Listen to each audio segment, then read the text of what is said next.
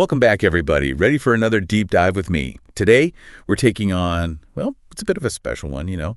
It's Harper Lee, Go Set a Watchman. Go Set a Watchman. It's quite the follow-up, you could say, to Kill a Mockingbird. That's right, To Kill a Mockingbird, the classic, right?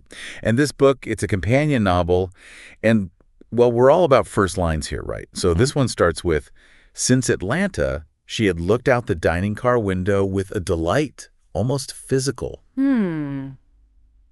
What do you think, like, as an opening line, does it grab you right away? What makes a good first line, anyway?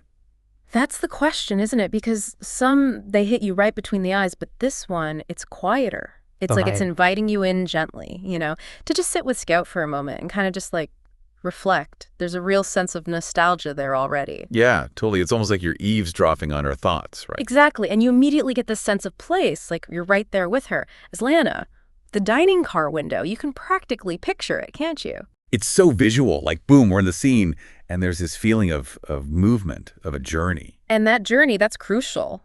Think about it. Go Set a Watchman. It's all about Scout returning to Maycomb, right? After building a life in Atlanta.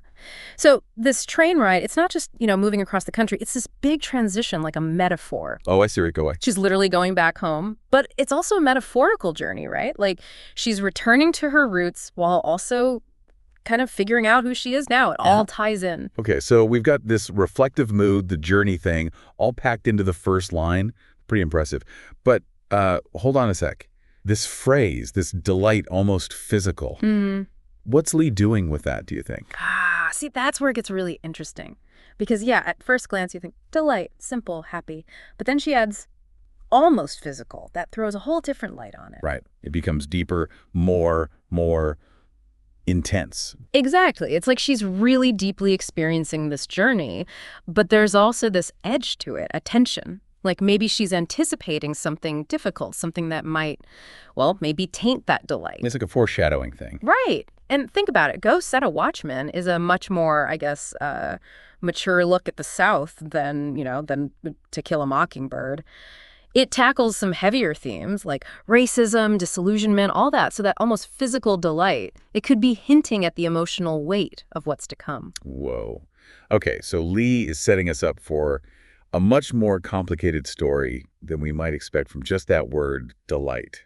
That's some serious writing. Oh, absolutely. Harper Lee, she was a master of that kind of subtle power in her writing. No need to shout, just carefully chosen words that resonate. Yeah, less is more, right? Right.